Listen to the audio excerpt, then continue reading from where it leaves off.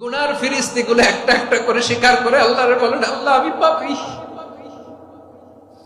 আল্লাহ আমার চেয়ে বড় পাপী এই দুনিয়াতে কেউ নাই, আকাশের নিচে জমিনের উপরে আমার চেয়ে বড় পাপী কেউ নাই।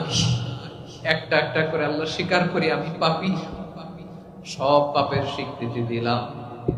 পৃথিবী না জানো আমি তো জানি, আমি কি পাপ করেছি, হায় আমার পাপের করলে বিচার, বাঁচার আমার নাই উপায়।